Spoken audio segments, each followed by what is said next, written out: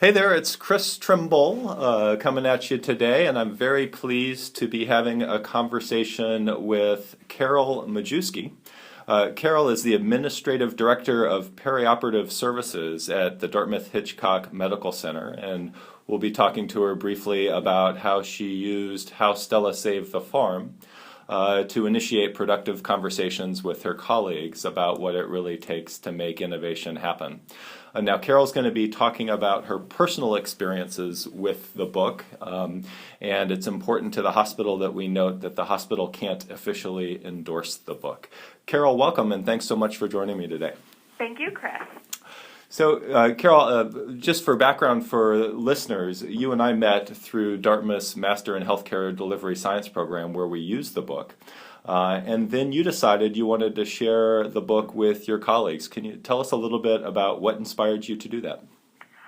Well, Chris, I really enjoyed the class that I took on strategy and innovation, and the book was a fun read. It was something that kind of caught my attention, and in having a conversation with my colleagues about innovation, which is one of our organizational goals, I thought it would create a kind of a great foundation for us, kind of a shared story that we could all relate to as we began to discuss what innovation would look like, specifically within nursing at Dartmouth-Hitchcock. Perfect. Now, when I think about what gets read at hospitals, I think about, these rigorously researched, peer-reviewed journal articles, the New England Journal of Medicine. How did people react when you suggested reading a parable about farm animals? Actually, I had a lot of enthusiasm from my colleagues. I am not one who asks my colleagues to do a lot, and I promised them that it would be fun, that it would be a great read, and that we would have a fun discussion. And after the first person came back and said, I was able to read it at my hairdresser's and it was great, the rest of them were all quickly reading it. Wonderful. Was anybody talking about it informally before you actually met to talk about it at a meeting? Oh, I was stopped in the hallways. People would say, Carol, that was a great read. It was just what you promised. Loved the story. People were looking forward to the discussion.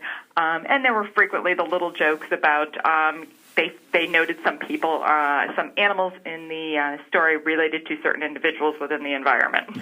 Who we will certainly not name. No, I'm not naming names. Once you sat down in the meeting, how did you go about running the meeting? Tell us a little bit about what that was like. I sat down and really I kind of kept it very open, just allowed people to kind of express their initial thoughts on the book. When I started with so who really saved the farm, what was very interesting is people did not go to a particular character, which I thought would happen. Immediately went to a kind of a consensus around that the team saved the farm. Mm-hmm. So there wasn't an impassioned argument for any one character, but overall an appreciation of the contributions of each to meeting the goal. Mm-hmm. And interesting, somebody mentioned that, Deidre's role, while some might be able to say that Deidre really had a critical role, the hanging in there and the perseverance that she exhibited over time was important, but really it was the whole group coming together. Tell us just a little bit about the key takeaways for the hospital. Well, we had a lot of different takeaways. So there were some basic kind of management principles around the core values around the farm, and that they wanted to maintain their kind of their ownership. The importance of open forums or the barnyard meetings and hearing the ideas of employees.